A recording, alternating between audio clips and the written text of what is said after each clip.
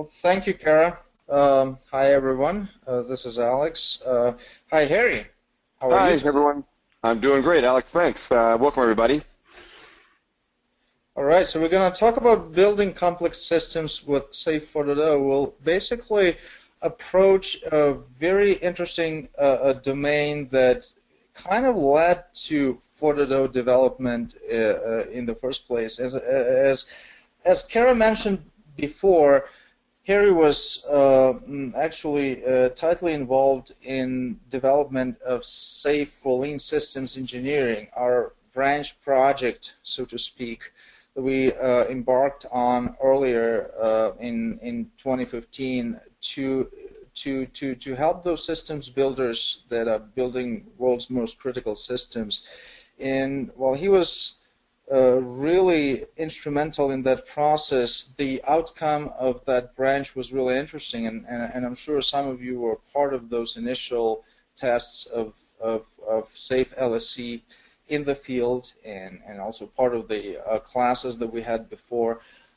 We finally merged all that knowledge, all that experience into Safe 4.0. So in a sense, Safe 4.0 is exactly the answer to that big question of how to succeed with building complex systems. So let's talk about this, and before we get started, please go check our website, scaledagileFramework.com. It's publicly available framework that encompasses key practices for scaling lean and agile, and I'm sure some of you in this audience are Safe program consultants or Safe agilists and already know this, but briefly, what Safe is basically a framework that concerns itself with two main questions. On the one hand, how the value flows through the organization, and the second question is how that value stream or value streams are realized with agile release trains, with those self-organized teams of agile teams that operate on the cadence of program increments,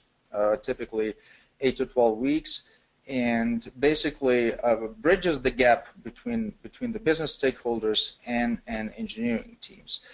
Safe 4.0, as many of you probably know, is the first example, the first framework that we released that has specifically built-in modularity in it, and that was part of the interesting experiment that we had before, and I'm pleased to say that Harry was part of it. We were actually in a similar environment, only having an actual class on Safe LSC, where someone from the audience suggested that it's actually a matter of complexity of the system, not even a nature of where the system comes from, and therefore large value streams, those value streams that deliver solutions involving hundreds or even thousands of people, may require additional level of coordination, and therefore there's an optional layer of the system that helps us coordinate large value streams.